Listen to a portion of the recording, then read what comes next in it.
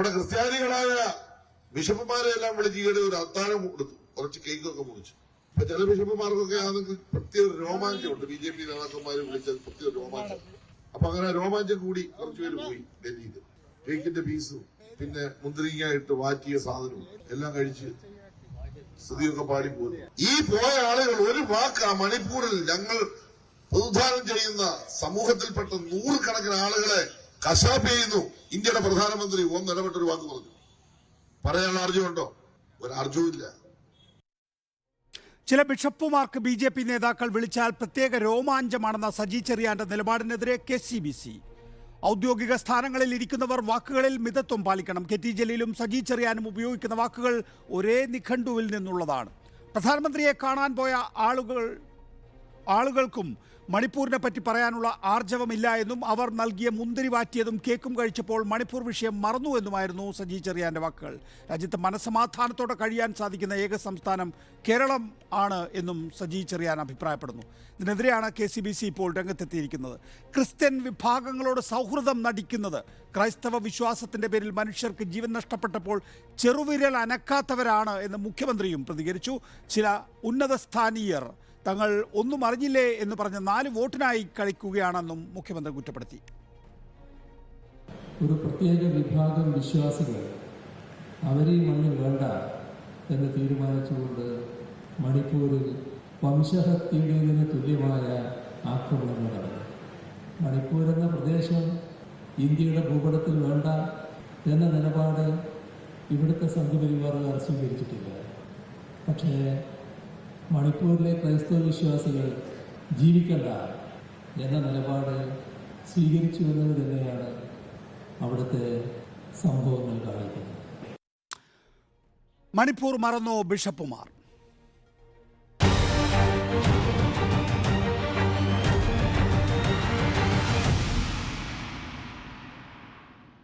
VPP Mustafa, CPIM Sunnykutty Abraham, രാഷ്ട്രീയ നിരീക്ഷകൻ JR Padmakumar, BJP father Paul Thelakkad, father Philip, കത്തോലിക്ക കോൺഗ്രസ് ഗ്ലോബൽ ഡയറക്ടർ എന്നിവരാണ് നമ്മോടൊപ്പം വിവിധ സ്റ്റുഡിയോകളിൽ നിന്നും ടെലിഫോൺ ലൈനിലും ഉണ്ടാവുക.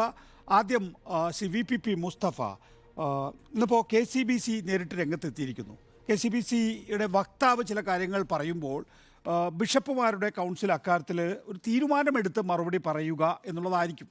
നോക്കൂ, ഇന്ത്യയിലെ ആകമാനമുള്ള ബിഷപ്പുമാരുടെ സംഘടന സംസ്ഥാന സർക്കാരിലെ ഭാഗമായിട്ടുള്ള സജി ചെറിയാൻ എന്ന ഒരു മന്ത്രിക്കെതിരെ ഇങ്ങനെയൊരു നിലപാട് പറയുന്ന ഒരു അവസ്ഥയിലേക്ക് കാര്യങ്ങൾ കൊണ്ടുചെന്നെത്തിച്ചത് എന്തിന്?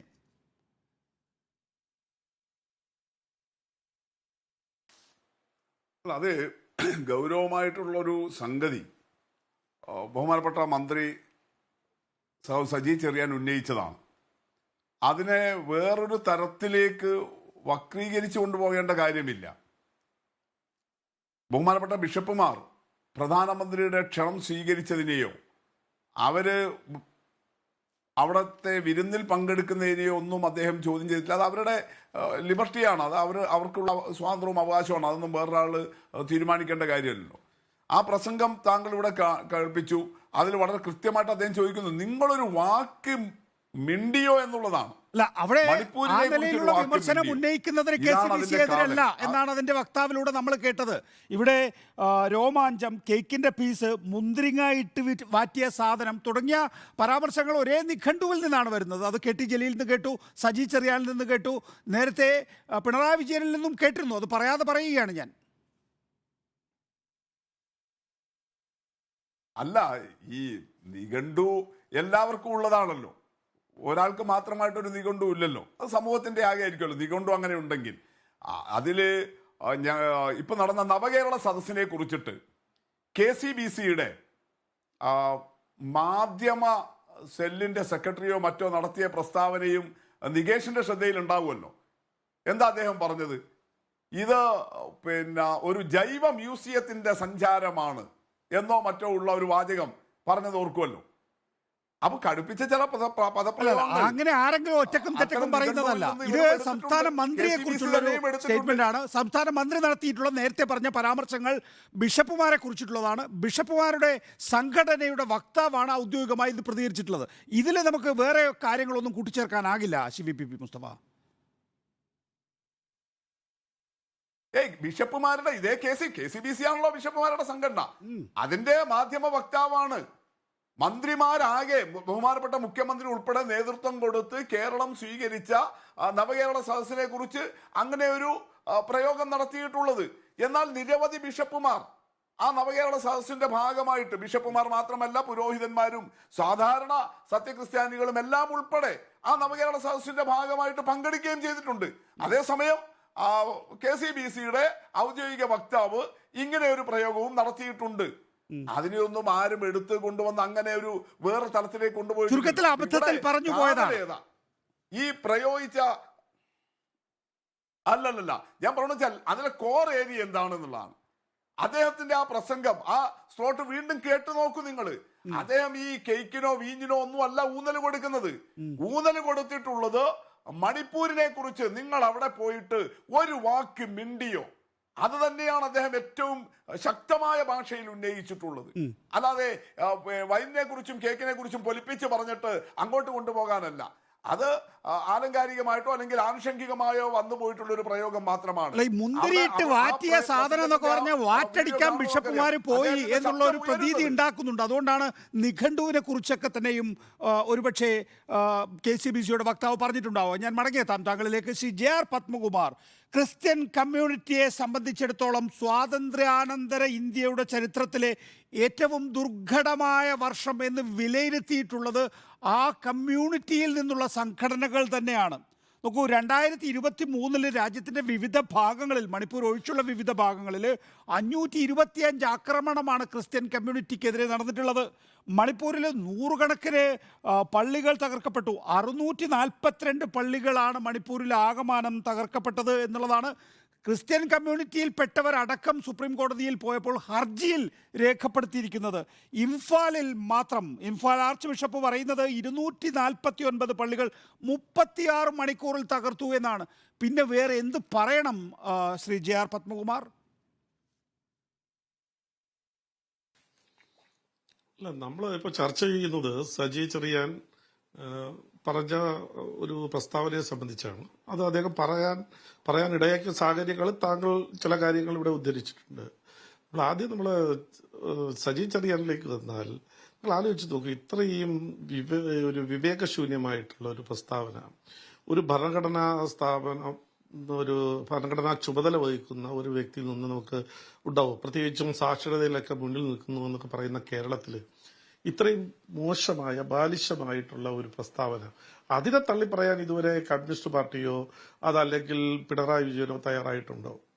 നിങ്ങൾ ആലോചിക്കുക, ഇത്രയും മോശമായ രീതിയിലുള്ളൊരു പ്രസ്താവന ആ ക്രിസ്ത്യൻ സമൂഹത്തെ തന്നെ അപമാനിക്കുന്ന തരത്തില് ബിഷപ്പുമാരെയും അതുപോലെ തന്നെ സഭാ നേതൃത്വത്തെയൊക്കെ വളരെ മോശമായ രീതിയിൽ അപമാനിക്കുന്ന രീതിയിലുള്ള ഒരു പ്രസ്താവനയാണ്. അതാണ് നമ്മൾ ചർച്ച ചെയ്യപ്പെടേണ്ടത്. വളരെ ഗൗരവമായി ഇവിടെ ചർച്ച ചെയ്യപ്പെടേണ്ടത് ആ വിഷയമാണ്. അല്ല, പത്മകുമാർ, അക്കാര്യത്തിൽ ഏതെങ്കിലും തരത്തിലൊരു തിരുത്ത് നൽകാനല്ല, ആ വിഷയം ഊന്നിപ്പറയാനാണ് സംസ്ഥാന മുഖ്യമന്ത്രി തയ്യാറായിട്ടുള്ളത് എന്നുള്ളത് താങ്കൾ പ്രത്യേകം ശ്രദ്ധിക്കുമല്ലോ. അല്ല, അതിലേക്കാണ് ഞാൻ വരുന്നത്. എനിക്കൊരു സമയം തന്നാൽ മതി. താങ്കൾ ഇത് രണ്ടും ഞാൻ പറയാം. അത് എന്തുകൊണ്ട് ഞാൻ അങ്ങനെ പറഞ്ഞു തിരുത്തണം എന്ന് പറഞ്ഞാൽ, ഇതര മത വിഭാഗങ്ങളുമായി ബന്ധപ്പെട്ട ചർച്ചകൾ വരുമ്പോൾ പാർട്ടി സെക്രട്ടറിയും മുഖ്യമന്ത്രിയും അതുപോലെ തന്നെ മറ്റു മന്ത്രിമാരും എല്ലാം രംഗത്ത് വരുന്നത് നികേഷ് കണ്ടിട്ടുണ്ടല്ലോ. ഒരു എസൻസ് എന്ന് പറയുന്ന ഒരു സംഘടനയുടെ യോഗത്തിൽ പോയി കമ്മ്യൂണിസ്റ്റ് മാർക്സിസ്റ്റ് പാർട്ടിയുടെ സംസ്ഥാന കമ്മിറ്റി മെമ്പർ അനിൽകുമാർ ഒരു പ്രസ്താവന നടത്തി.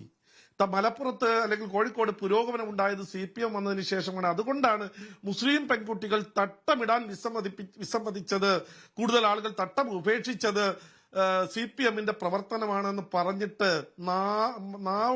വായിലിടുന്നതിന് മുമ്പ് എന്തായിരുന്നു സ്ഥിതി? കേരളത്തിലെ മുഖ്യമന്ത്രിയുടെ നിലപാടെന്തായിരുന്നു? MV ഗോവിന്ദന്റെ നിലപാടെന്തായിരുന്നു? അതേസമയം അതേ പ്ലാറ്റ്ഫോമിൽ അതേ ഒരു പാർട്ടിയുടെ നേതാവ് ഇപ്പോ പ്രത്യേകിച്ചും ഒരു ഭരണഘടനാ സ്ഥാനം വഹിക്കുന്ന ഒരാൾ പറയുകയാണ്, ബിഷപ്പുമാര് അവിടെ പോയി ഈ വാറ്റുചാരായം കുടിക്കാൻ പോയിരിക്കുന്നു പറഞ്ഞാൽ അതിനെ തിരുത്തേണ്ട. അല്ല, വാറ്റാന്ന് പറഞ്ഞാൽ പിന്നെ നിങ്ങൾ എന്താ ഉദ്ദേശിക്കുന്നത്? മുന്തിരിയിട്ട് വാറ്റിയതിനെ വൈനെന്നാണ് വിളിക്കുക സാധാരണഗതിയിൽ.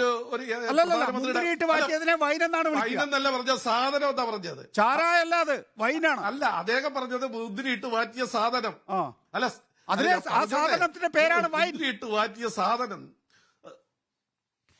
അല്ല ആയിക്കോട്ടെ, നിങ്ങൾക്ക് ഇത്രയും ആവേശം സജി ചെറിയനേക്കാൾ വലിയ ആവേശം നികേഷിന്റെ അദ്ദേഹം പറഞ്ഞ വാചകം അല്ലെ നമ്മൾ ചർച്ച ചെയ്യപ്പെടുന്നത്. എന്റെ അഭിപ്രായമല്ലേ ഞാൻ പറയുന്നത്. അപ്പൊ അതേ ഞാൻ പറഞ്ഞ രണ്ട് സംഭവങ്ങള് നിലപാടുകൾ നിങ്ങളൊന്ന് പരിശോധിച്ച് നോക്കൂ. അപ്പൊ താടിയുള്ള അപ്പനെ പേടിയുള്ളൂ. ഈ മാർക്സിസ്റ്റ് പാർട്ടി എന്ന് പറയുന്നത് ഇന്ന് അവരുടെ അജണ്ട നിശ്ചയിക്കുന്നത് ജിഹാദികളാണ്. ആ ജിഹാദികളുടെ അജണ്ട ഇംപ്ലിമെന്റ് ചെയ്യുന്ന നിലപാടാണ് ഇന്ന് CPM എടുത്തിരിക്കുന്നത്. അതിന്റെ പ്രതികരണമാണ് ഇപ്പോ സജി ചെറിയാനിൽ നിന്നുണ്ടായിട്ടുള്ളത്. കേരളത്തിൽ ഈ ജിഹാദി ഗ്രൂപ്പുകൾ CPM-നെ ഹൈജാക്ക് ചെയ്തിരിക്കുകയാണ്. മണിപ്പൂരിലെ വിഷയത്തെ സാധനങ്ങളാണ് നിങ്ങൾക്കെതിരെ വരുന്നത്. ജിഹാദികളാണോ നയിക്കുന്നത് CPM-നെ? ഞാൻ പറഞ്ഞോട്ടെ, ഇൻസ്റ്റന്റ് മറുപടി പറയാനൊന്നും അവസരം തരും. അല്ല, ജിഹാദി പരാമർശത്തിന് ഒരു ഇൻസ്റ്റന്റ് മറുപടി വന്നതിന് ഒന്നുകൂടി ഞാൻ താങ്കളിലേക്ക് വരാം. ഓരോ സമയത്തും അങ്ങനെ നികേഷ് കുമാർ പറയൂ ഞാൻ വരാം. VP ഉസ്താദ് ഒന്ന് പെട്ടെന്ന് പറഞ്ഞിട്ട് പോകും. അല്ല ഇങ്ങനെ ഞാൻ പറഞ്ഞാൽ അവർക്ക് വളരെ കൃത്യമല്ല. JR പത്മകുമാർ ഈ ചർച്ചയെ എങ്ങോട്ടാണ് കൊണ്ടുപോകുന്നത്? മുസ്ലിം ക്രിസ്ത്യൻ ഡീവിയേഷൻ ഉണ്ടാക്കണം. അവര് കുറച്ചു കാലമായിട്ട് ശ്രമിച്ചുകൊണ്ടിരിക്കുന്നതാണ്. അല്ല, അനിൽകുമാറിന്റെ പ്രസ്താവന, അതായത് മലപ്പുറത്ത് തട്ടമിടാത്തവർ വന്നത് കമ്മ്യൂണിസ്റ്റ് പാർട്ടി ഭരിച്ചത് കൊണ്ടാണ് എന്ന് പറഞ്ഞപ്പോ MV ഗോവിന്ദൻ അത് പറഞ്ഞ് വായിലേക്ക് നാവ് വിട്ട ഉടൻ തന്നെ അത് നിഷേധിച്ചു. ഇവിടെ അത് ഉണ്ടാകുന്നില്ല എന്നാണ് അദ്ദേഹത്തിന്റെ വാദം. അല്ലല്ല, അങ്ങനെ ഒരു പ്രശ്നവുമില്ല. ഇവിടെ കാണേണ്ടത് എന്താ? ഈ സഖാവ് സജി ചെറിയാന്റെ പ്രസംഗത്തിലെ പ്രൈം ക്വസ്റ്റ്യൻ എന്താ? ആ പ്രൈം ക്വസ്റ്റ്യനിൽ എന്തെങ്കിലും തർക്കമുണ്ടോ? ആർക്കെങ്കിലും ഉണ്ടോ? അവിടെ പിന്നെ MV ഗോവിന്ദനോ പിണറായി വിജയനോ തിരുത്തേണ്ട ഒരു പ്രശ്നം വരുന്നില്ലല്ലോ. അപ്പൊ അതാണ് വിഷയം. അല്ല, MV ഗോവിന്ദന് തിരുത്തേണ്ട കാര്യം ആ പ്രൈം ക്വസ്റ്റ്യനിലല്ല. പക്ഷെ ബിഷപ്പുമാര് മുന്തിരിയിട്ട് വാറ്റിയ സാധനം കുടിക്കുന്നു, കേക്കിന്റെ കഷ്ണം തിന്നുന്നു, രോമാഞ്ചം എന്ന് പറയുന്നു. ഇത്തരം പരാമർശങ്ങൾ, ഇത്തരം പ്രയോഗങ്ങൾ നിങ്ങൾ പോലും അംഗീകരിക്കുന്നില്ല എന്ന് കണ്ടതുകൊണ്ടാണ് JR പത്മകുമാർ അല്ലെങ്കിൽ നേരത്തെ KCBC അതിനെതിരെ പ്രതിഷേധവുമായി എത്തിയിരിക്കുന്നത്. അല്ലല്ലോ, കാരണം എന്താ? ഈ JR പത്മകുമാറിന്റെ പാർട്ടിക്ക് എങ്ങനെയാണ് ഈ ക്രിസ്ത്യാനികളോട് ഇപ്പൊ ഒരു മൊഹബത്ത് വന്നത്? നിങ്ങൾ നോക്കി, വിചാരധാര നമ്മുടെ മുന്നിൽ കിടക്കുകയല്ലേ. അതിലെ 12-ാം അധ്യായം ആഭ്യന്തര ശത്രു ആരാ? ജിഹാദികൾ.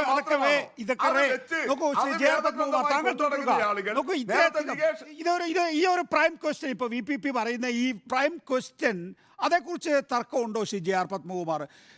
സ്വാതന്ത്ര്യാനന്തര ഇന്ത്യയുടെ ചരിത്രത്തിൽ ഇത്രയധികം ആക്രമണങ്ങൾ ക്രൈസ്തവ സഭ നേരിട്ടിട്ടുണ്ടോ? ആ ക്രൈസ്തവ സഭയുടെ നേതാക്കൾ പ്രധാനമന്ത്രിയുടെ മുന്നിലേക്ക് പോകുമ്പോൾ നിങ്ങൾ എന്തേ മണിപ്പൂരിലൊന്ന് സന്ദർശിക്കുക പോലും ചെയ്യാത്തത്? നിങ്ങൾ എന്തേ ഒരു ചെറുവിരൽ പോലും അനക്കാത്തത് എന്നുള്ള ചോദ്യം സ്വാഭാവികമായും പ്രതീക്ഷിക്കുന്നില്ലേ JR പത്മകുമാർ? അല്ല, അത് ഈ ഒറ്റപ്പെട്ട സംഭവങ്ങളെ പെരുപ്പിച്ച് കാണിച്ച് ഈ സമൂഹത്തിൽ വിദ്വേഷം ഉണ്ടാക്കാൻ ശ്രമിക്കുന്ന CPM-ന്റെ താല്പര്യമാണ് നിങ്ങൾ ഈ പറയുന്നത്. അതല്ലാതെ ക്രിസ്ത്യൻ സമൂഹത്തിനെ സംബന്ധിച്ചിടത്തോളം അങ്ങനെ ഒരു അഭിപ്രായമില്ല.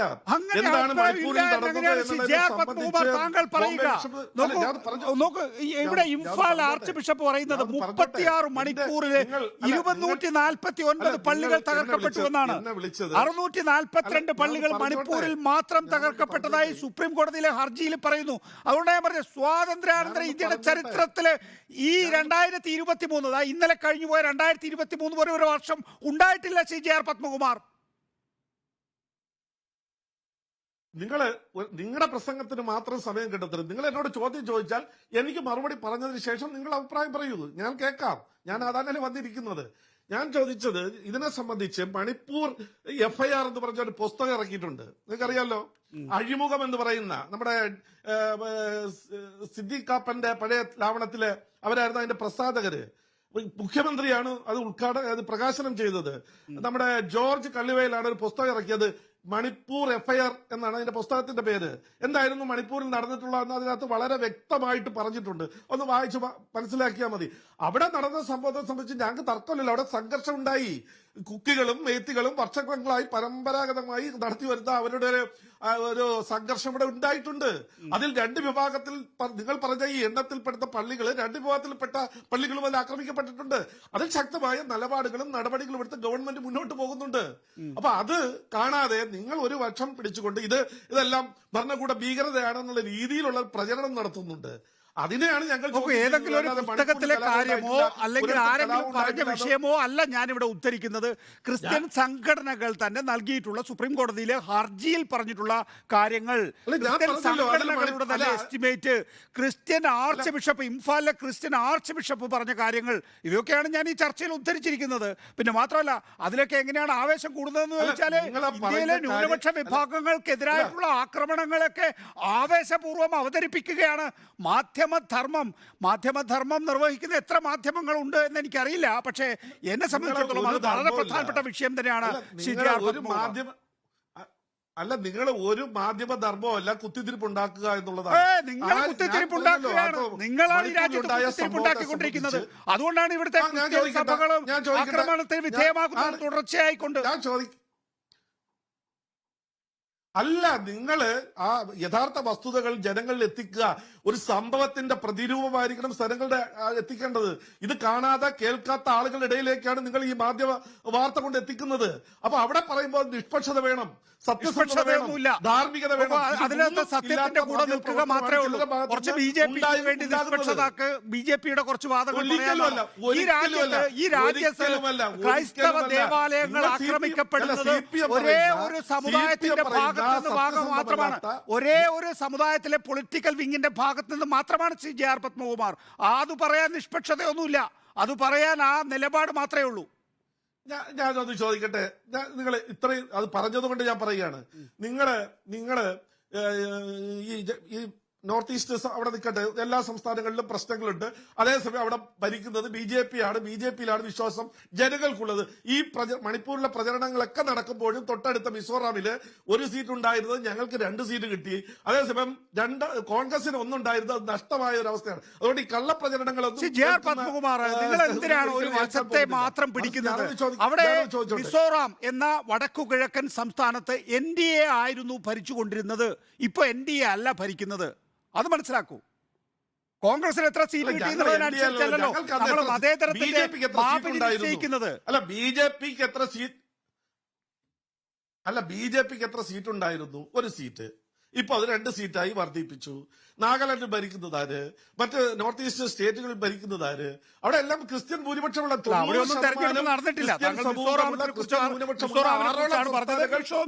കാര്യത്തിലാണ് അവിടെ എന്താണ് സംഭവിച്ചതെന്ന് ഞാൻ പറഞ്ഞിട്ടുള്ളത്. ശരി, വ്യക്തമാണ്, താങ്കളുടെ നിലപാട് എനിക്ക് വ്യക്തമായി. അല്ല, ഗോൾ പോസ്റ്റ് താങ്കളാണ് മാറ്റിയത്. അങ്ങനെയാണ് നമുക്ക് ചർച്ച ചെയ്യാം.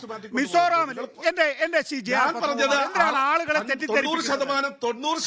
എന്തിനാണ് ആളുകളെ തെറ്റിദ്ധരിപ്പിക്കുന്നത്? മിസോറാമില് 2013 വരെ 2013 BJPയാണ് ഭരിക്കുന്നത്. അവർക്ക് ഞങ്ങളോട് നടക്കുമ്പോ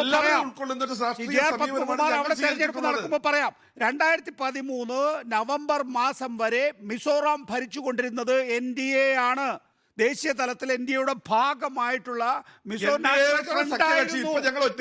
ഭരിച്ചിരുന്നത്. ഇപ്പോ തെരഞ്ഞെടുപ്പിന് ശേഷം NDA അല്ല ഭരിക്കുന്നത് ആ സംസ്ഥാനം.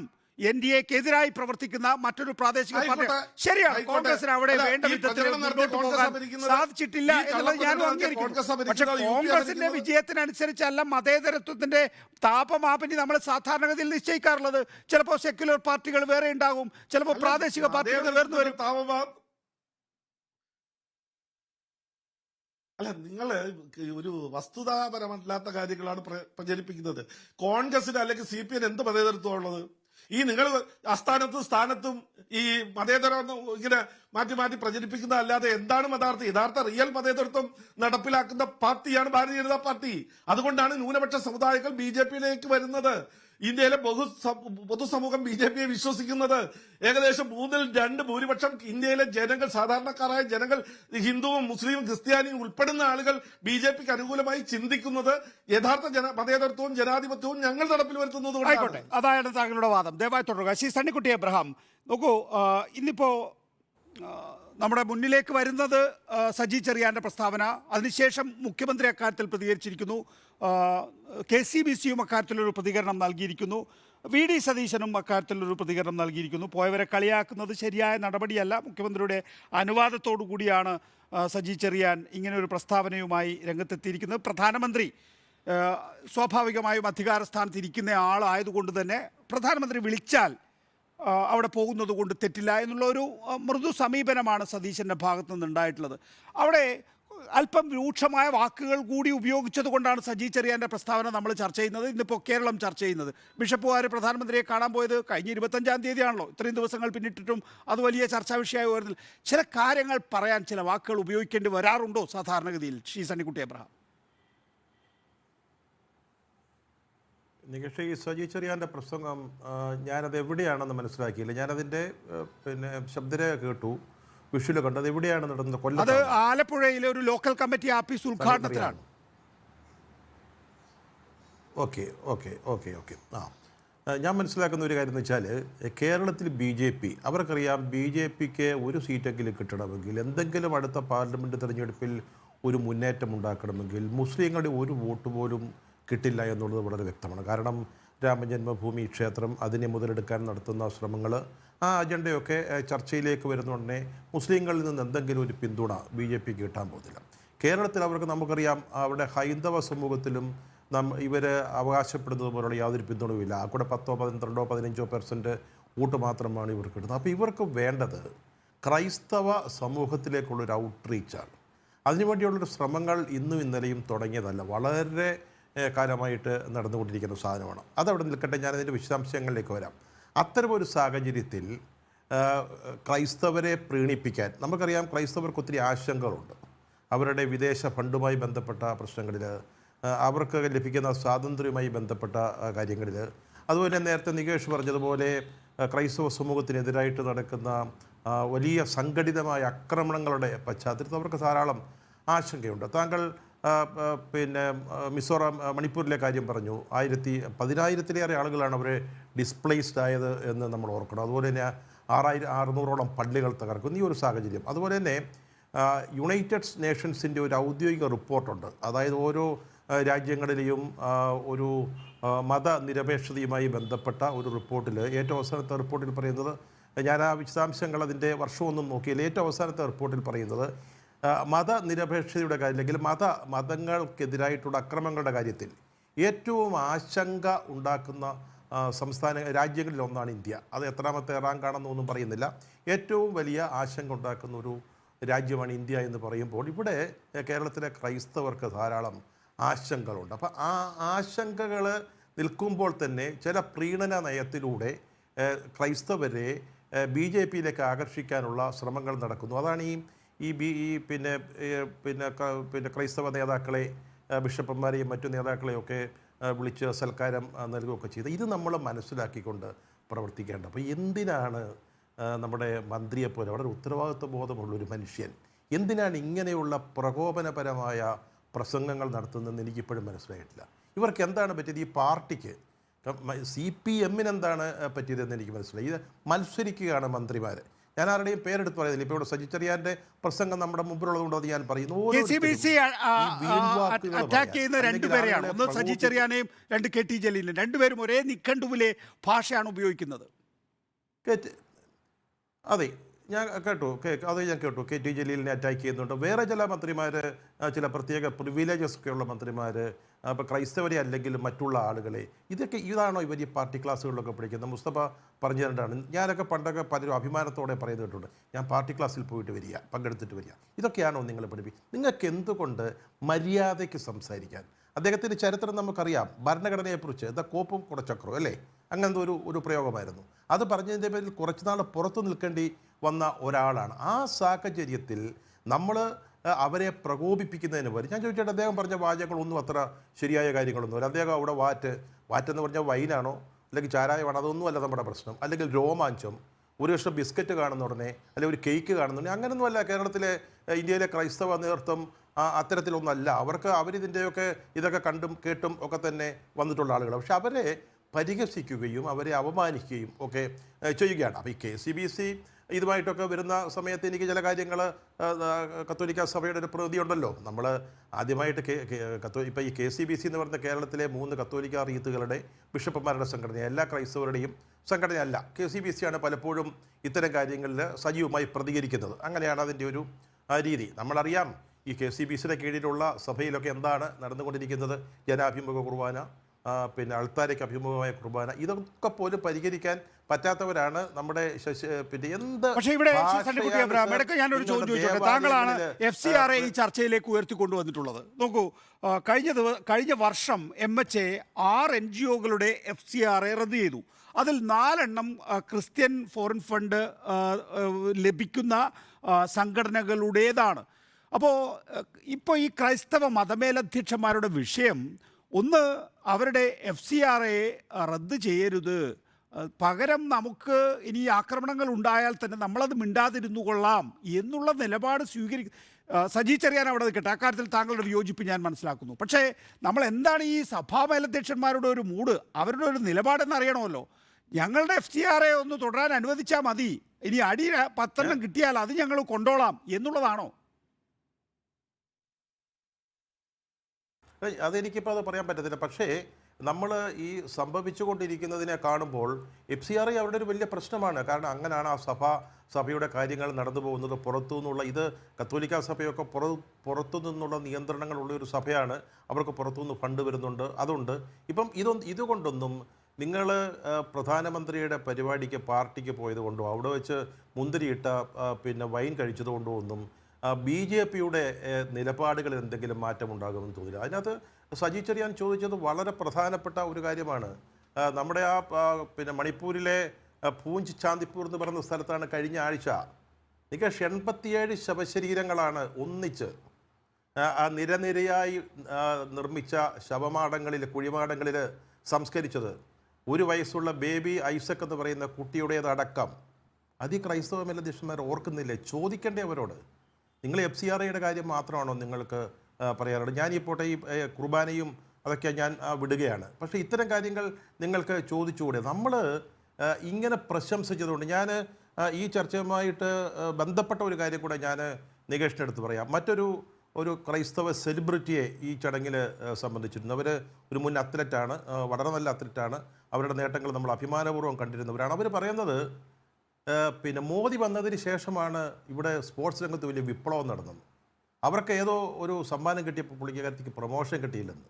2002 അർജുന അവാർഡ്, 2003 ഖേൽ രത്ന അവാർഡ്, 2004 പത്മശ്രീ. അവരുടെ നേട്ടങ്ങൾ, അർഹമായ ഒരു അത്ലറ്റാണ് നേട്ടങ്ങൾ. എന്നിട്ടാണ് അദ്ദേഹത്തിൻ്റെ മുമ്പിൽ ഈ വർത്തമാനങ്ങൾ പറയുന്നത്. ഇത് നമ്മൾ മനസ്സിലാക്കണം. നമുക്കറിയാം ഈ വിപ്ലവം, സ്പോർട്സ് രംഗത്ത് വിപ്ലവം നടക്കുമ്പോൾ ഗുസ്തിക്കാരായ ഇന്ത്യക്ക് വേണ്ടി സ്വർണ്ണ മെഡലുകൾ നേടിയ ഗുസ്തിക്കാർ അവരുടെ ചില പ്രശ്നങ്ങൾ ഉയർത്തിപ്പിടിച്ചുകൊണ്ട് അവർ ഗ്ലൗസ് ഊരി, അവർ ഷൂസ് ഊരി, ചിലർ മത്സരരംഗത്ത് പിന്മാറുക, ചിലർ ഇന്ത്യ ഗേറ്റിലെ മെഡലും അർജുന അവാർഡും വലിച്ചെറിഞ്ഞിട്ട് അപ്പോഴാണ് ലഭ്യമായിട്ടുള്ള ഏറ്റവും ഉയർന്ന പുരസ്കാരം വിപ്ലവം ഖേൽ രത്ന. അതെ, ഖേൽ രത്ന പുരസ്കാരം ഖേൽ രത്ന വലിച്ചെറിഞ്ഞിട്ട് പോവുകയാണ്. അപ്പോഴാണ് നമ്മുടെ BJP വിളിച്ചു വരുത്തി പിന്നെ സന്തോഷിപ്പിച്ച അല്ലെങ്കിൽ ക്ഷണിച്ച. അപ്പം ഇവിടെ ഈ ക്ഷണമൊക്കെ വലിയ കാര്യമാണ് മറ്റു പലർക്കും. അപ്പം അവിടെ പറയുകയാണ് ഇത് വലിയ വിപ്ലവം നടക്കുകയാണ്. ഞാൻ പറഞ്ഞാൽ BJP വളരെ ബോധപൂർവമായ ശ്രമങ്ങൾ ഔട്ട്റീച്ച് ഉണ്ടാക്കാൻ വേണ്ടി. ഞാൻ ഒന്നുകൂടെ, എനിക്ക് അവസരം കിട്ടിയില്ലെങ്കിൽ ഞാൻ പറയുന്നത്, ഞാനതാണ് ഇത് എവിടെ വെച്ചാണ് ഈ ചടങ്ങ് എന്ന് ചോദിച്ചത്. തികേഷ്, കേരളത്തിലൊരു പുതിയ സംഘടന രൂപം കൊണ്ടിട്ടുണ്ട്. അതിൻ്റെ പേരൊന്നും ഞാനിപ്പോൾ പറയുന്നില്ല. അതിൻ്റെ മുമ്പിൽ നിൽക്കുന്നത് മുഴുവൻ ക്രൈസ്തവരാണ്. 2 ക്രൈസ്തവ മേലധ്യക്ഷന്മാരാണ് അതിൻ്റെ രക്ഷാധികാരികൾ. എനിക്ക് വലിയ ബഹുമാനമുള്ള ആളുകളാണ്. മറ്റൊരു റിട്ടയർഡ് ബിഷപ്പാണ് അതിൻ്റെ പ്രസിഡന്റ്. ഇവർ BJPക്ക് വേണ്ടി ഒരു സംഘടന ഉണ്ടാക്കി. അത് കഴിഞ്ഞ വർഷം ഇവിടെ ഈവാനിയസിൽ ഒരു വലിയ ചടങ്ങ് നടത്താനൊക്കെ നോക്കിയിട്ട് അത് പരാജയപ്പെട്ടു പോയി. വീണ്ടും അതിൻ്റെ ശ്രമങ്ങൾ ആരംഭിച്ചിരിക്കുകയാണ്.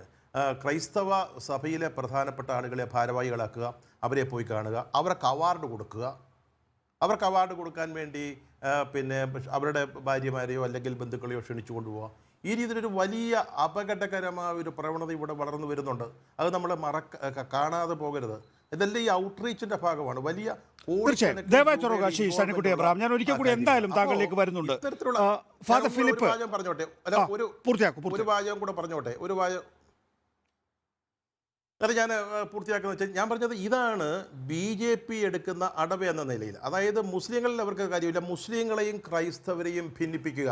നമുക്കറിയാം അതിൻ്റെ ചില ഉദാഹരണങ്ങൾ നമ്മുടെ മുമ്പിലുണ്ട്, ഈ ലവ് ജിഹാദ് പോലെയൊക്കെയുള്ള ഉദാഹരണങ്ങൾ. അപ്പോൾ അവരെ ഭിന്നിപ്പിച്ച് അവരിനുള്ളിലേക്ക് ക്രൈസ്തവ വിഭാഗത്തിലേക്ക് നിങ്ങൾ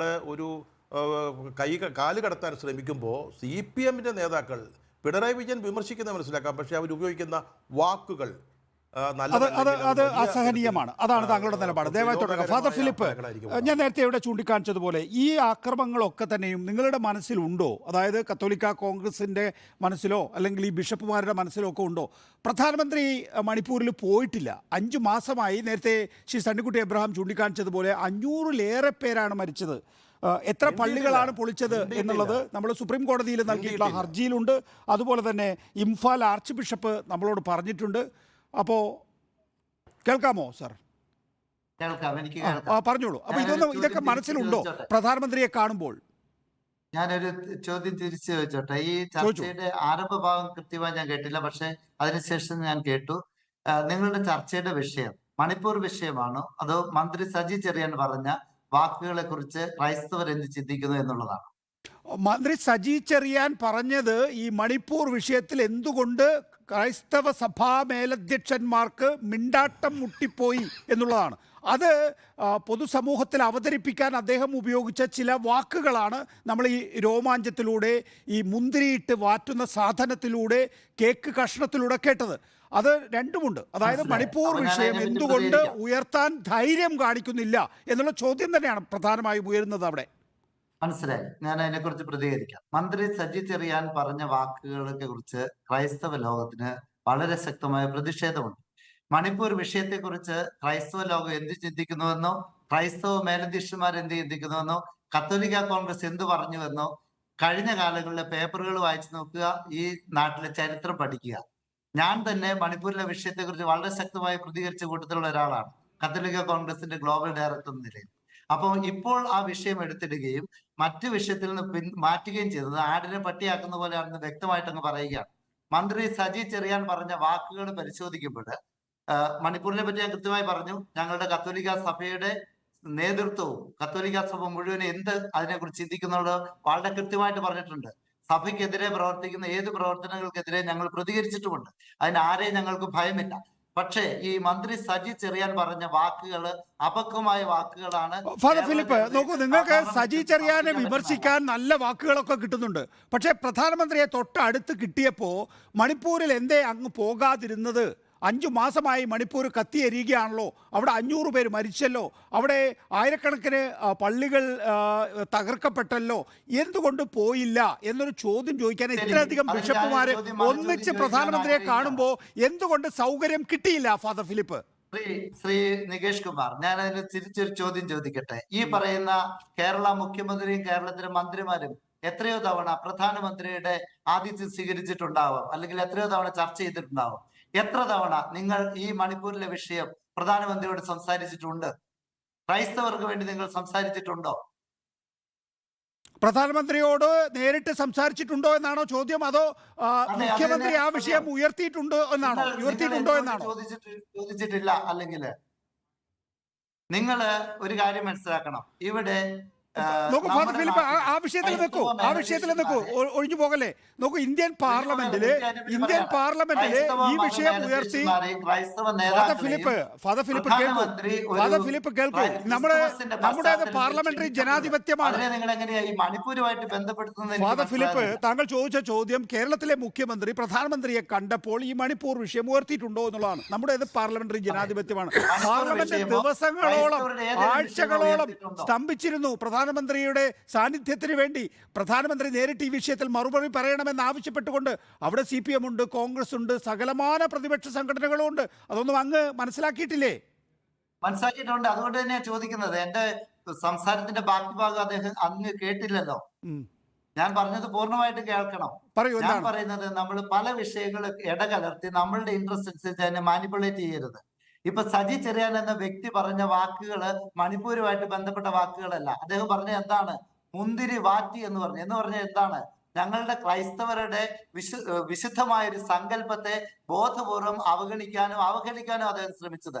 അതായത് മുന്തിരിയിൽ നിന്ന് എടുക്കുന്ന വീഞ്ഞ് ഉപയോഗിച്ചാണ് ഞങ്ങൾ വിശുദ്ധ കുർബാന അർപ്പിക്കുന്നത്. അപ്പൊ ഞങ്ങളുടെ ഒരു വലിയ സങ്കല്പത്തെ തകർക്കാനും അധിക്ഷേപിക്കാനും അദ്ദേഹം കാണിച്ച ആ ഒരു ധാർഷ്ട്യം അത് ഞങ്ങൾക്ക് അംഗീകരിക്കാൻ സാധിക്കില്ല. ഇനി മണിപ്പൂരിന്റെ വിഷയം ഞാൻ തുറന്നു പറയട്ടെ. ക്രൈസ്തവർക്ക് ഇവിടെ ഒരു രാഷ്ട്രീയ കക്ഷിയോടും പ്രത്യേക താല്പര്യവുമില്ല, പ്രത്യേക അസ്പൃശ്യതയുമില്ല. കോൺഗ്രസ് ആകട്ടെ, മാർക്സിസ്റ്റ് ആകട്ടെ, BJP ആകട്ടെ, ഞങ്ങൾ ഈ നാട്ടിലെ പൗരന്മാരാണ്. ഈ നാട്ടിലെ പൗരന്മാര് അവരെ ഇവിടുത്തെ ഭരണാധികാരികൾ വിളിച്ചാൽ അവർക്ക് പോകാനുള്ള അവകാശമുണ്ട്. മുഖ്യമന്ത്രി ഞങ്ങളെ വിളിച്ചു ഈ അടുത്ത കാലഘട്ടത്തില് നവകേരള സദസ്സിൽ ഞങ്ങൾ പോയല്ലോ. എന്തുകൊണ്ട് നിങ്ങൾ അതിനെ മോശമായിട്ട് ചിത്രീകരിക്കുന്നില്ല? അതുപോലെ ഇന്ത്യയുടെ പ്രധാനമന്ത്രി വിളിക്കുമ്പോൾ ഞങ്ങൾക്ക് പോയിക്കൂടെ? ആരുടെ അടുത്താണ് ഞങ്ങൾ പിന്നെ ഞങ്ങളുടെ ആവശ്യങ്ങൾ അറിയിക്കേണ്ടത്? BJPയോടൊന്നും യാതൊരു തൊട്ടുകൂടായ്മയും ക്രൈസ്തവ സമൂഹത്തിനില്ല എന്നാണ് അങ്ങ് പറയുന്നത് അല്ലേ?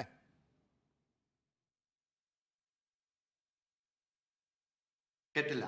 എന്റെ ചോദ്യം, BJPയോട് യാതൊരു വിധത്തിലുള്ള തൊട്ടുകൂടായ്മയും ക്രൈസ്തവർക്കില്ല. ക്രൈസ്തവർക്ക് ആരോടും തൊട്ടുകൂടായ്മയില്ല. അല്ല, ആരോടെന്ന് പറഞ്ഞാൽ അതിന് വൈകാക്കല്ലേ? ക്രൈസ്തവർക്ക് BJPയോട് തൊട്ടുകൂടായ്മയുണ്ടോ? RSSനോട്, സംഘപരിവാറിനോട് തൊട്ടുകൂടായ്മയുണ്ടോ? മണിപ്പൂരിന്റെ പശ്ചാത്തലത്തില് ആരോടും തൊട്ടുകൂടായ്മ. നോക്കൂ, അതാണ് ഞാൻ തുടക്കത്തിൽ സൂചിപ്പിച്ചത് ഫാദർ. നോക്കൂ, സ്വാതന്ത്ര്യാനന്തര ഇന്ത്യയുടെ ചരിത്രത്തിൽ 2023ഓളം സംഘർഷഭരിതമായ ക്രൈസ്തവ ദേവാലയങ്ങൾ ആക്രമിക്കപ്പെട്ട മറ്റൊരു വർഷമുണ്ടോ? ചോദ്യം. ഇല്ലായിരിക്കാം. പക്ഷേ നിങ്ങൾ അവിടെയൊക്കെ ഫാദർ താങ്കൾ അവിടെയൊക്കെ വളരെ ഡൈല്യൂട്ട് ചെയ്യാൻ ശ്രമിക്കുന്നു. ഇല്ലായിരിക്കാം എന്നെന്തിനാണ്? ഉണ്ടോ ഇല്ലയോ? ഞാൻ പറയുന്നത് കൂടെ കേൾക്കൂ. ഞങ്ങൾക്ക് ക്രൈസ്തവരുടെ അടിസ്ഥാന തത്വശാസ്ത്രം മറ്റുള്ളവരെ വെറുക്കുന്നതല്ല, സ്നേഹിക്കുന്നതാണ്. ഞങ്ങളെ ദ്രോഹിച്ചവരെ കൂടി ഞങ്ങൾ സ്നേഹിക്കും. അത് ഞങ്ങളുടെ തത്വശാസ്ത്രമാണ്.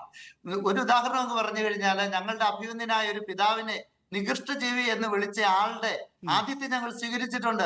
അദ്ദേഹത്തെ ഞങ്ങൾ കടക്ക് പുറത്തെന്ന് പറഞ്ഞിട്ടില്ല. എന്തുകൊണ്ടാണത്? ഞങ്ങളുടെ ഈ തത്വശാസ്ത്രം കാരണമാണ്. അതുകൊണ്ട് നിങ്ങൾ പ്രത്യേക രീതിയിലേക്ക് ഞങ്ങളെ മാറ്റി നിർത്താൻ ശ്രമിക്കരുത്. അത് ശരിയല്ല. റൈറ്റ്, വ്യക്തമാണ്. ഞാൻ അങ്ങയിലേക്ക് വരാം. ഫാദർ പോൾ തേലക്കാട് നമ്മോടൊപ്പം ചേരുന്നുണ്ട്. ഫാദർ പോൾ തേലക്കാട്, ഈ ബിഷപ്പുമാരെ ഒന്നിച്ച് പ്രധാനമന്ത്രിയെ കാണുമ്പോൾ ഇങ്ങനെ ഒരു ചോദ്യം, പ്രത്യേകിച്ച് മണിപ്പൂരുമായി ബന്ധപ്പെട്ടൊരു ചോദ്യം ചോദിക്കണമായിരുന്നു എന്നാണ് സജി ചെറിയാൻ അദ്ദേഹത്തിൻ്റെതായ വാക്കുകളിലൂടെ ഉന്നയിച്ചിട്ടുള്ളത്. അതിനെക്കുറിച്ച് KCBC പറയുന്നത് ഈ ചില മന്ത്രിമാർ ഒരു പ്രത്യേക നിഘണ്ടുവിലുള്ള വാക്കുകളാണ് ഉപയോഗിക്കുന്നത് എന്നുള്ള ആ നിലയിലുള്ള ഒരു ചോദ്യം ഉന്നയിക്കപ്പെടണം എന്ന് ഫാദർ പോൾ തേലക്കാട് താങ്കളെ പോലുള്ളവർ ആഗ്രഹിച്ചിരുന്നോ? തീർച്ചയായും BJPയുടെ നയം ഈ വർഷങ്ങളിലെല്ലാം കണ്ടുപോരുന്നത് ഒരു പീഡന നയമാണ് ക്രൈസ്തവർക്കെതിരായിട്ടുള്ളത്. അതിൽ ആർക്കും സംശയം ഉണ്ടാകേണ്ട കാര്യമില്ല. അങ്ങനെയുള്ളൊരു സാഹചര്യം നിലവിലിപ്പോൾ ക്രൈസ്തവ മത നേതാക്കന്മാർ അവരുമായി ബന്ധപ്പെട്ട് ഉണ്ടാക്കുന്ന പ്രതികരണങ്ങൾ സമൂഹം കാണുന്നുണ്ട്. അത് ഒരു നിഷ്പക്ഷമായ സമതുലിതമായ ഒരു ഡിസ്റ്റൻസോട് കൂടി എല്ലാ പാർട്ടികളോടും പുലർത്തുന്ന ഒരു ആരോഗ്യകരമായ അകലം പാലിക്കുന്നില്ല എന്ന് തോന്നുന്ന സന്ദർഭങ്ങൾ ഉണ്ടായിട്ടുണ്ട്. അത് മതമേലധ്യക്ഷന്മാർക്ക് ഭൂഷണമല്ല. അത് BJPയെ കല്ലിയും തലോടിയും നടത്തുന്ന വളരെ പീഡനപരമായ നയത്തിന്റെ ഭാഗമായി തുടരാനുള്ള ഒരു സാധ്യത വർദ്ധിപ്പിക്കുകയാണ് ചെയ്യുന്നത് എന്ന് പറയാതിരിക്കാൻ നിവൃത്തിയില്ല. വിമർശനപരമായ നിലപാടെടുക്കേണ്ടി വരുമ്പോൾ വിമർശിക്കാനുള്ള ധൈര്യം കാണിക്കണം എന്ന് തന്നെ ഞാൻ പറയാൻ ആഗ്രഹിക്കുന്നു. അതോടൊപ്പം തന്നെ മേലധ്യക്ഷന്മാരെ കുറിച്ചൊക്കെ പറയുന്ന ഭാഷ മാർക്സിസ്റ്റുകാരായാലും മറ്റേത് പാർട്ടിക്കാരായാലും മാന്യമായി വിമർശിക്കാനും കൂടി പഠിക്കണം എന്നുകൂടി പറയാൻ ആഗ്രഹിക്കുന്നു. ചില കണക്കുകൾ ഞാൻ ഈ ചർച്ചയുടെ തുടക്കത്തിൽ ചൂണ്ടിക്കാണിച്ചിരുന്നു, അപ്പോൾ അങ്ങ് ഉണ്ടായിരുന്നില്ല. ഒന്ന്, 2023 ഇന്ത്യയിൽ ആകമാനം മണിപ്പൂർ സംഭവത്തിന് മുമ്പ് തന്നെ 525 ആക്രമണങ്ങളാണ് ക്രൈസ്തവ ദേവാലയങ്ങൾക്കെതിരെ ഉണ്ടായിട്ടുള്ളത്. 642 പള്ളികൾ മണിപ്പൂരിൽ മാത്രം തകർക്കപ്പെട്ടു എന്നാണ് സുപ്രീം കോടതി ഹർജിയിൽ പറയുന്നത്. ഇംഫാൽ ആർച്ച് ബിഷപ്പ് പറയുന്നത് 249 പള്ളികൾ വെറും 36 മണിക്കൂറിൽ മാത്രം തകർക്കപ്പെട്ടു എന്നുള്ളതാണ്. അങ്ങനെ ഒരു സാഹചര്യത്തിൽ നിൽക്കുന്ന ഘട്ടത്തിൽ പ്രധാനമന്ത്രി ഇവരെ വിരുന്നിന് ക്ഷണിക്കുന്നു. ക്രൈസ്തവ മേലധ്യക്ഷന്മാർ വിരുന്നിൽ പങ്കെടുക്കുകയും ചെയ്യുന്നു. അവിടെയാണ് സജി ചെറിയാനും ഇന്ന് മുഖ്യമന്ത്രിയും പറഞ്ഞതുപോലെ മണിപ്പൂർ വിഷയത്തെക്കുറിച്ച് ഒരു കാര്യം പോലും പരാമർശിക്കാതെ, എന്നാൽ അവർക്ക് കിട്ടിയ അവസരം പ്രധാനമന്ത്രിയെ പുകഴ്ത്തിക്കൊണ്ട് അവർ അവസാനിപ്പിക്കുകയും ചെയ്യുന്നത്. അവർക്ക് അവസരം കിട്ടാഞ്ഞിട്ടല്ല, അവർക്ക് അവസരം കിട്ടിയിരുന്നു. അവർക്ക് ആ കിട്ടിയ അവസരം അവർ പ്രധാനമന്ത്രിയെ പുകഴ്ത്താനാണ് ഉപയോഗിച്ചിട്ടുള്ളത്, അല്ലെങ്കിൽ കേന്ദ്ര സർക്കാരിനെ പുകഴ്ത്താനാണ് ഉപയോഗിച്ചിട്ടുള്ളത്. യഥാർത്ഥത്തിൽ ഈ ക്രൈസ്തവ മതമേലധ്യക്ഷന്മാരുടെ പ്രശ്നം ഈ FCRയും അതുപോലെ ഇന്ത്യയിലേക്ക് മറ്റ് രാജ്യങ്ങളിൽ നിന്ന് വരുന്ന ക്രിസ്ത്യൻ മിഷണറിമാരുടെ വിസയും മാത്രമായി മാറുകയാണോ? എന്നാൽ കുറേ അടി കൊണ്ടോളാം, പക്ഷെ ഞങ്ങൾക്ക് FCRA വേണം, ഞങ്ങൾക്ക് വിസ വേണം എന്നതാണോ നയം? തീർച്ചയായിട്ടും നികേഷ് ചോദിക്കുന്നത് ശരിയാണ്. അതുകൊണ്ടാണ് ഞാൻ പറഞ്ഞത് തീർച്ചയായിട്ടും BJP യുടെ നയം പീഡന നയം തന്നെയാണ്. ഒരു പീഡനത്തിന്റെ എല്ലാ അന്തരീക്ഷങ്ങളും ഭാരതത്തിലുണ്ട് എന്ന് ബോധമുള്ള സകല മനുഷ്യർക്കും അറിയാം. ആ സാഹചര്യത്തിൽ പിതാക്കന്മാർ കാണുന്നതിൽ ഞാൻ തെറ്റ് പറയില്ല. പക്ഷെ പറയേണ്ട കാര്യങ്ങൾ പ്രധാനമന്ത്രിയോട് മാന്യമായി പറയാൻ അവർ സന്ദർഭം ഉപയോഗിക്കണം എന്ന് തന്നെയാണ് എനിക്ക് പറയാനുള്ളത്. ഇത് വെറും പുരോഹിതന്മാരുടെ മാത്രം വിഷയമല്ല. ബിസിനസ്സുകാരുണ്ടായിരുന്നു, സമൂഹത്തിൻ്റെ വിവിധ തുറകളിലുള്ള ആളുകളുണ്ടായിരുന്നു, കായിക മേഖലകളിൽ നിന്ന്, ബിസിനസ് മേഖലകളിൽ നിന്ന്, NRI മേഖലയിൽ നിന്ന് ഒക്കെ ഉണ്ട് ആളുകൾ. ആരും പറയുന്നില്ല എന്നുള്ളത് താങ്കളെ അത്ഭുതപ്പെടുത്തുന്നുണ്ടോ ഫാദർ പോൾ തേലക്കാട്? തീർച്ചയായിട്ടും എനിക്ക് അല്പം ആശ്ചര്യമില്ലാതില്ല. ഇവരൊക്കെ പലപ്പോഴും യാഥാർത്ഥ്യങ്ങൾ മനസ്സിലാക്കാതെ അധികാര കേന്ദ്രത്തോട് അടുത്തിരിക്കാനുള്ള താല്പര്യം അമിതമായി പ്രകടിപ്പിക്കുന്നു എന്ന് ചൂണ്ടിക്കാണിക്കാൻ, വിനയപൂർവ്വം ചൂണ്ടിക്കാണിക്കാൻ എനിക്ക് ആഗ്രഹമുണ്ട്. റൈറ്റ്. CVPP മുസ്തഫ, സജി ചെറിയാൻ്റെ പ്രസംഗത്തിൽ തന്നെ പറയുന്നത് ഇത് വടക്ക് കിഴക്കൻ സംസ്ഥാനങ്ങൾക്കും കേരളം പോലുള്ള സംസ്ഥാനങ്ങൾക്കും വേണ്ടിയാണ് എന്നുള്ളതാണല്ലോ. കേരളത്തിലെ BJP പ്രത്യേകിച്ച് ഈ ക്രൈസ്തവ സഭയുമായിട്ടുള്ള അടുപ്പം പ്രധാനമന്ത്രി തന്നെ ഡൽഹിയിലെ പള്ളിയിൽ ഉദ്ഘാടനം ചെയ്തപ്പോൾ അതിനകത്ത് ഒരു കേരള ആംഗിൾ ഉണ്ടായിരുന്നു എന്നുള്ളത് നമ്മൾ കണ്ടതാണ്. കഴിഞ്ഞ ഈസ്റ്റർ ദിനത്തിലായിരുന്നു അത്. ഈ ക്രിസ്മസ് ദിനത്തിലാണ് ക്രൈസ്തവ നേതാക്കളെ സ്വന്തം വസതിയിലേക്ക് വിളിച്ച് വിരുന്ന് നൽകിയിട്ടുള്ളത് എന്നുള്ളതാണ്. മറ്റന്നാൾ പ്രധാനമന്ത്രി തൃശ്ശൂരിൽ വരികയാണ്. താങ്കൾക്കറിയാവുന്നതുപോലെ 2 മണ്ഡലങ്ങളിലാണ് BJP ഏറ്റവും കൂടുതൽ ശ്രദ്ധ കൊടുക്കുന്നത്. ഒന്ന് തിരുവനന്തപുരവും 2 തൃശ്ശൂരും. തൃശ്ശൂരിലാണ് വനിതകളുടെ ഒരു സമ്മേളനത്തിൽ. അവിടെ നോക്കൂ, അതിൻ്റെ ഒരു കോണ്ടെക്സ്റ്റിൽ ഇപ്പോൾ സംഭവിച്ചിരിക്കുന്നത് ഒരു ക്രൈസ്തവ പുരോഹിതൻ BJPയിൽ ചേർന്നു. മറിയക്കുട്ടിയെ പതുക്കെ BJP ഏറ്റെടുക്കുന്നു. നമ്മൾ 5 സംസ്ഥാനങ്ങളിലെ നിയമസഭാ തെരഞ്ഞെടുപ്പിലേക്ക് നോക്കിയാൽ വൻവാസി കല്യാണിൻ്റെ പ്രവർത്തനങ്ങളാണ് യഥാർത്ഥത്തിൽ BJPക്ക് വലിയ നിലയിൽ മുന്നേറ്റം ഉണ്ടാക്കിയിരിക്കുന്നത്. സ്വാഭാവികമായിട്ടും ഒരു കൺവേർഷൻ്റെ ഒരു തിരിച്ചുള്ള കൺവേർഷനൊക്കെ അവിടെ നടക്കുന്നുണ്ടെങ്കിൽ തന്നെയും അതൊക്കെ തന്നെയും വോട്ടാക്കി മാറ്റുന്നതിന് വേണ്ടി പോലും കഴിഞ്ഞിരിക്കുന്നു എന്നുള്ളതാണ്. അതുകൊണ്ട് ക്രൈസ്തവ സഭകളിലായിക്കൊള്ളട്ടെ, ക്രൈസ്തവരുടെ ഇടയിലായിക്കൊള്ളട്ടെ നല്ല ചലനമുണ്ടാക്കാൻ BJP തുടർച്ചയായി ശ്രമിക്കുന്നുണ്ട്. അത് കേരളത്തിലാണ് പ്രധാനമായും നേട്ടം കൊണ്ടുവരിക എന്നുള്ളതാണ് BJP കരുതുന്നത്. CVPP മുസ്തഫ. BJPയുടെ നീക്കങ്ങൾ നമ്മൾ കാണേണ്ടത് എങ്ങനെയാ? വെറും വോട്ട് ബാങ്കിൽ മാത്രം കേന്ദ്രീകരിച്ചുകൊണ്ടാണല്ലോ. ഇപ്പൊ തൽക്കാലം അവർക്ക് തെരഞ്ഞെടുപ്പുകളിൽ ജയിക്കണം. നമ്മൾ എന്നാൽ BJPയെ കാണേണ്ടത് എങ്ങനെയാ? RSS ബാക്ക് ചെയ്യുന്ന ഒരു പ്രസ്ഥാനമാണത്. RSS ആണ് അതിന്റെ മെയിൻ കോറ്. അപ്പോൾ RSSന്റെ ഐഡിയോളജി അങ്ങനെ തന്നെ നിൽക്കുകയാണ്. ഞാൻ വിശദാംശങ്ങളിലേക്കൊന്നും പോകുന്നില്ല, നമ്മുടെ എല്ലാം മുന്നിലുള്ള വസ്തുതയാണത്. അപ്പോൾ സ്വാഭാവികമായിട്ടും തൽക്കാലം വോട്ട് കിട്ടാൻ വേണ്ടിയിട്ടുള്ള ധൃതരാഷ്ട്രാലിംഗനം മാത്രമാണിത്. ഇങ്ങനെ ചെയ്തവരെല്ലാം BJP എന്ത് ചെയ്തു എന്നുള്ളത് കർണാടകത്തിലേക്ക് നമ്മുടെ അനുഭവമില്ലേ നമ്മുടെ മുന്നിൽ? എന്തുകൊണ്ട് ഇപ്പോൾ വീണ്ടും കർണാടകത്തിലെ ക്രിസ്ത്യൻ സമൂഹം പൊതുവിൽ BJPക്ക് എതിരായി എന്ന് കഴിഞ്ഞ തെരഞ്ഞെടുപ്പ് നമ്മുടെ മുന്നിൽ കാണിക്കുകയാണ്. നേരത്തെ പത്മകുമാർ പറഞ്ഞത് ഇന്ത്യയിലാകെ 3-2 BJPയോടൊപ്പം. എന്തൊരു തട്ടിപ്പ് വർത്തമാനമാണത്! ഏറ്റവും ഒടുവിൽ നടന്ന 5 വർഷം നിങ്ങൾ ഭരിച്ചിട്ട് രണ്ടാമത് നടന്ന തെരഞ്ഞെടുപ്പിൽ നിങ്ങൾക്ക് 37% വോട്ടേ കിട്ടിയിട്ടുള്ളൂ. ഇന്ത്യയിലെ മഹാഭൂരിപക്ഷം ജനങ്ങൾ 63% ജനങ്ങൾ ഇപ്പോഴും BJPക്ക് എതിരാണ്. മിസോറാമിൽ 2 സീറ്റ് കിട്ടിയെന്നാണ് നികേഷ് കുമാർ അദ്ദേഹം വലിയ അവകാശവാദമായിട്ട് പറയുന്നത്. 5% വോട്ടേ ഉള്ളൂ. അവിടെ 1 സീറ്റ് മാത്രം കിട്ടിയ ഇന്ത്യൻ നാഷണൽ കോൺഗ്രസിന് 20% വോട്ടുണ്ട്. അപ്പൊ ജനങ്ങൾ ആരുടെ കൂടെയാണ്? സീറ്റിന്റെ മാത്രം എണ്ണമെടുത്ത് പറയല്ല, വോട്ട് ചെയ്യുന്ന മഹാഭൂരിപക്ഷം ജനങ്ങൾ ആരുടെ കൂടെ നിൽക്കുന്നു? BJPയുടെ നയങ്ങളുടെ കൂടെയല്ല, RSSന്റെ നയങ്ങളുടെ കൂടെയല്ല. പക്ഷെ നമ്മുടെ പാർലമെന്ററി ഡെമോക്രസിയുടെ ചില ലൂപ്പ് ഹോൾ ഉപയോഗിച്ച് സീറ്റുകളുടെ എണ്ണത്തിൽ വർധനവ് നിങ്ങൾക്ക് വരുന്നു എന്നുള്ളത് മാത്രമേ ഉള്ളൂ. യഥാർത്ഥ പ്രശ്നം എന്താ? ഇവിടെ 2 കാര്യങ്ങൾ ഞാൻ പെട്ടെന്ന് നിർത്താം നികേഷേ. ഒന്ന്, ഭാഷയെ കുറിച്ചാണല്ലോ പറയുന്നത്. ഈ ഇന്ത്യയിൽ സർവ്വമതത്തിലും പെട്ട ജീവി എന്ന് ഉപയോഗിച്ച ആളുടെ ഭാഷയാണ്. ഇന്ത്യയിൽ ഞാൻ അതിലേക്കാണ് വരുന്നത്. ഇന്ത്യയിൽ ഈ സകല മനുഷ്യരും എല്ലാ മതത്തിലും പെട്ടവർ ആദരിക്കുന്നയാളാണ് മഹാത്മാഗാന്ധിയും നെഹ്റുവും ഉൾപ്പെടെയുള്ള നേതാക്കൾ. അവരെ കുറിച്ചിട്ട് ഈ BJPയുടെ നേതാക്കൾ തുടർച്ചയായി നടത്തിക്കൊണ്ടിരിക്കുന്ന പ്രയോഗം എങ്ങനെയാണ്? ഞാൻ സാക്ഷാൽ അമിത്ഷാ തന്നെ എന്താ വിളിച്ചത്? ചതുർബനിയ എന്നാണ് ഗാന്ധിജിയെ അമിത്ഷാ വിളിച്ചത്. പഴയ കാലത്തല്ലോ, ആഭ്യന്തര വകുപ്പിന്റെ മന്ത്രിയായിരിക്കുമ്പോ കർണാടകത്തിലെ ചടങ്ങിൽ വിളിച്ചതാ ചതുർബനിയ എന്നുള്ളത്. ഉമാഭാരതി, പ്രജ്ഞാ സിംഗ് ഠാക്കൂർ, BJPയുടെ ദേശീയ ജനറൽ സെക്രട്ടറി ആയിരുന്ന അനന്തകുമാർ ഹെഗ്ഡെ, അവരുടെ ദേശീയ വക്താവ് സാബിത് പത്ര, ഹരിയാനയിലെ മന്ത്രി അനിൽ വിജ്, ഇവരുടെ എല്ലാം ഗാന്ധിയെ കുറിച്ചുള്ള പരാമർശങ്ങൾ നിങ്ങൾ നോക്ക്. അതുപോലെ ആസാം എന്നുള്ള അല്ല, രാജ്യസഭാ കാര്യത്തില് MP ആയിട്ടുള്ള കമക്യ CPP പ്രസാദ് ഒന്ന് നെഹ്റുവിനെ ക്ലാരിഫൈ വിളിച്ചത് ചെയ്തിട്ട് പോകാം. garbage എന്നാണ്. ചതുർ ബനിയ Garbage എന്ന് എന്നാണ്. പറഞ്ഞാൽ എന്താണ്? സമർത്ഥനായ ബനിയ സമുദായത്തിൽപ്പെട്ടയാൾ എന്നേ അർത്ഥമാക്കുന്നുള്ളൂ.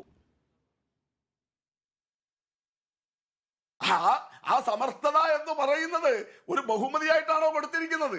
അമിത്ഷാ ഗാന്ധിജിക്ക് അങ്ങനെ ഒരു കണ്ണിങ് ബനിയ എന്ന് പറയുന്നത് ബഹുമതിയാണോ പരിഹാസമാണോ താങ്കൾ തീരുമാനിച്ചോ? ഇനി ഭാഷയെ തന്നെ കേരളത്തിൽ ഉപയോഗിച്ച് നോക്ക്. EMSനെ വിക്കൻ എന്ന് വിളിച്ചാക്ഷേപിച്ചവർ, മണ്ട മുണ്ടശ്ശേരി എന്ന് മുദ്രാവാക്യം വിളിച്ചവർ, കാലം വന്ന് വിളിച്ചിട്ടും പോകാത്തതിന്റെ ഗോപാല എന്ന് വിളിച്ചവർ, മാടായി മാട രാഘവ എന്ന് വിളിച്ചവർ, ഗൗരി ചോത്തി എന്ന് വിളിച്ചാക്ഷേപിച്ചവർ, കേരള രാഷ്ട്രീയത്തിൽ ഇങ്ങനെ വൃത്തികെട്ട ഭാഷകൾ ആരാണ് പ്രയോഗിച്ച് ശീലമാക്കിയത്? ഞാൻ അതിന്റെ വിശദാംശങ്ങളിലേക്ക് പോകല്ല. അതുകൊണ്ട് CPMന്റെ പാർട്ടി ക്ലാസ്സിലും CPMന്റെ നിഘണ്ടുവിലും എന്തോ ഇങ്ങനെയൊക്കെയാണ് എന്നൊരു പ്രതീതി സൃഷ്ടിക്കുന്നത് ശരിയല്ല. ഇവിടെ രാജ്യം വ്യക്തമാണ്. ജെ.ആർ. പത്മകുമാർ, ഇനി താങ്കളിലേക്ക്. കേരളത്തിലെ ഒരു ഇമ്പാക്ട് ആണോ പ്രധാനമായും ജെ.ആർ. പത്മകുമാർ BJP ലക്ഷ്യം വെക്കുന്നത്?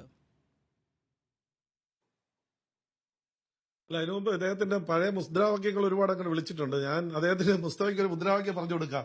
ഗാന്ധി എന്നും വിളിക്കില്ല, കോന്തി എന്നും വിളിക്കില്ല, ഇൻകുലാബ് എന്നേ വിളിക്കൂ. കേരളത്തിൽ ആരാണ് വിളിച്ചതെന്നൊന്ന് കേട്ടോ. ഗാന്ധിയോടുള്ള സ്നേഹമൊക്കെ ഇപ്പൊ നല്ല നല്ല മുദ്രാവാക്യങ്ങളൊക്കെ വരട്ടെ. പിന്നെ വരട്ടെ, വേറെ ഉണ്ട്. നമ്മുടെ നാടും വീടും ജപ്പാൻ ബോംബുകൾ ഇട്ട് കരിക്കുമ്പോൾ എന്ന് വിളിക്കുമ്പോൾ അതിലൊക്കെ മൂർത്താവ്, അതിനെ അനുകൂലിച്ച് നിൽക്കുന്ന ഗാന്ധി മൂർത്താവ് എന്നൊക്കെ വിളിച്ചിട്ടുണ്ട്. അതൊക്കെ പോട്ടെ, അതൊക്കെ ഇരിക്കട്ടെ. ഞാൻ പറഞ്ഞു വന്നത്, നമ്മളൊരു പോസിറ്റീവായിട്ട് കാണണം. ഇന്ത്യയിൽ ആദ്യമായിട്ട് ഒരു പ്രധാനമന്ത്രി, പ്രത്യേകിച്ചും ക്രിസ്ത്യൻ സമൂഹത്തിന്റെ ഒരു ആഘോഷ ചടങ്ങിൽ അവരുടെ സഭയിലെ ആളുകളെയൊക്കെ വിളിച്ച് വിരുന്നിൽ പങ്കെടുക്കുകയും സ്നേഹപൂർവ്വം പെരുമാറുകയും ചെയ്യുമ്പോൾ അതൊരു ചരിത്ര സംഭവമായി നല്ലൊരു പോസിറ്റീവായിട്ട് കാണുന്നതിന് പകരം അതിൽ രാഷ്ട്രീയം കാണാൻ ശ്രമിക്കുന്നവരാണ് ദുഷ്ടലാക്കോട് കൂടിയിട്ടാണ് ശ്രമിക്കുന്നത്. അതിനൊക്കെ നിങ്ങളിപ്പോ പറയുന്നത് FCRA, പത്മശ്രീ, മറ്റേതൊക്കെ നിങ്ങളൊന്ന് ആലോചിച്ച് നോക്കൂ. ഞാൻ നികേഷിനോടൊന്ന് വിനയപൂർവ്വം പറയട്ടെ. ഈ അടുത്ത കാലത്ത് FCRAയുടെ ലിസ്റ്റ് ഇറക്കിയിട്ടുണ്ട്. കേരളത്തിൽ എനിക്കറിയാവുന്നത് 5ഓളം ക്രിസ്ത്യൻ സഭകൾക്ക്, സംഘടനകൾക്ക് ഒരു റെക്കമെൻഡേഷനും ഇല്ലാതെ അവർ പുതുതായി FCRA കിട്ടിയിട്ടുണ്ട്. നിങ്ങളൊന്ന് അന്വേഷിച്ച് നോക്ക്. എന്നിട്ട് വേണമെങ്കിൽ അടുത്ത ദിവസം ചർച്ചയിൽ ഞാൻ പറയാം. അല്ലെങ്കിൽ ഞാൻ പേഴ്സണലി നിങ്ങൾക്ക് അതിന്റെ ലിസ്റ്റ് ഞാൻ ഹിന്ദുവിനെയാണ് കോട്ട് ചെയ്തിട്ടുള്ളത്. അതില് ഇങ്ങനെയാണ് പറയുന്നത്, 6 NGOകളുടെ ഹിന്ദുവിന്റെ കാര്യമല്ല, ഞാൻ എന്റെ അനുഭവത്തിൽ പറയുക. നിങ്ങൾക്ക് FCRA ഞാനൊന്ന് പറഞ്ഞോട്ടെ. ഈ ആരുടെയും ഒരു റെക്കമെൻഡേഷനും ഇല്ലാതെ തന്നെ അർഹതപ്പെട്ട ആളുകൾ പുതുതായി, നേരത്തെ ഉള്ള ആളുകൾക്ക് ചിലപ്പോൾ വാങ്ങിയിട്ട് കണക്ക് കൊടുത്തിട്ടില്ലെങ്കിൽ കൊടുക്കാതിരിക്കും. അത് ക്രിസ്ത്യാനിക്ക് കിട്ടില്ല, ഹിന്ദുവിനും കിട്ടില്ല, മുസ്ലിമിനും കിട്ടില്ല. ആർക്കായാലും ശരി തന്നെയാണ്, ഒരേ പാറ്റേൺ തന്നെയാണ്. BJPയെ സംബന്ധിച്ചിടത്തോളം അങ്ങനെയൊന്നും അല്ല. ജെ.ആർ. പത്മോ, ഇരുട്ടി വെളുക്കുന്നതിന് മുമ്പ് ഈ അടുത്ത ദിവസം ഒരാൾക്ക് FCRA കിട്ടി, ഒരു സംഘടനയ്ക്ക് FCRA കിട്ടി. സംഘടനയ്ക്കൊക്കെ കിട്ടുമെന്നേ, അവർക്ക് ന്യായമായി അർഹതപ്പെട്ട ആളാണെങ്കിൽ കിട്ടും, അല്ലെങ്കിൽ കിട്ടില്ല. അതിന് നമ്മുടെ രാമക്ഷേത്രമാണ് ഏതെങ്കിലും രാഷ്ട്രീയ പാർട്ടിയുടെ പിന്തുണ കിട്ടും. പൂർത്തിയാക്കൂ. ഞാൻ പറഞ്ഞോട്ടെ, അർഹതയുള്ള സംഘടനകൾക്ക് കിട്ടും. പത്മശ്രീ നിങ്ങൾ കണ്ടോ? പണ്ട് ആർക്കൊക്കെയാണ് കിട്ടിയിട്ടുള്ളത് കേരളത്തിൽ, അല്ലെങ്കിൽ ഇന്ത്യയിൽ ആർക്കൊക്കെയാണ് കൊടുത്തുകൊണ്ടിരുന്നത്?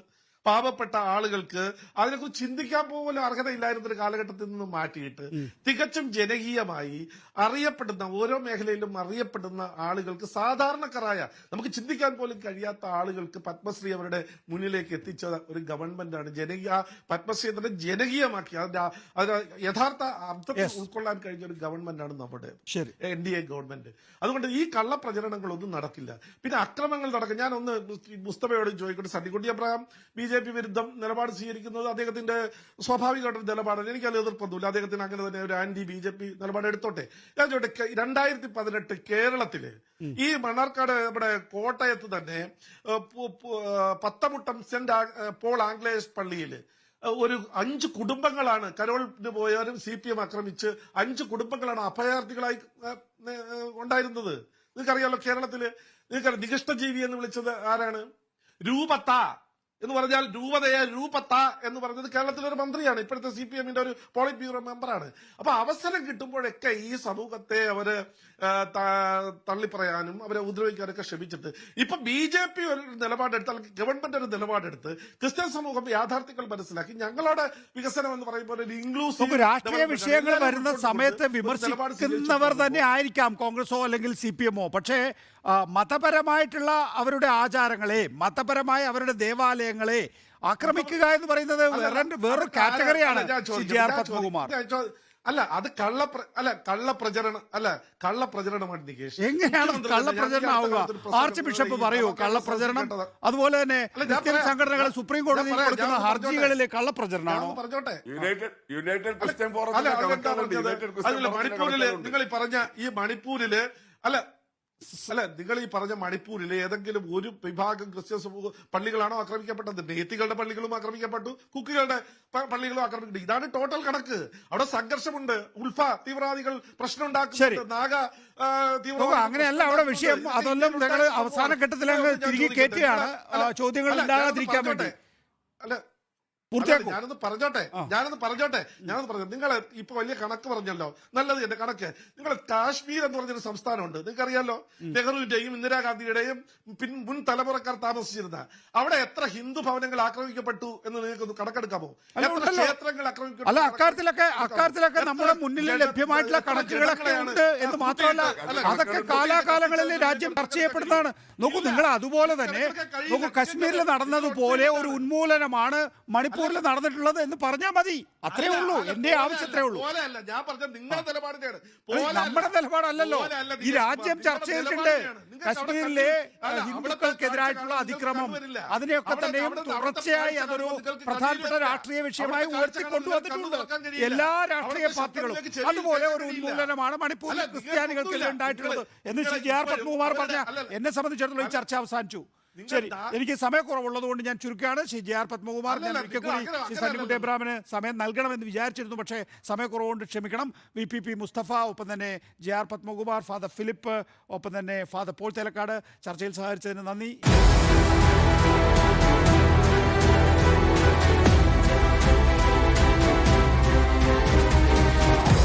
Debate with MV Nikesh Kumar.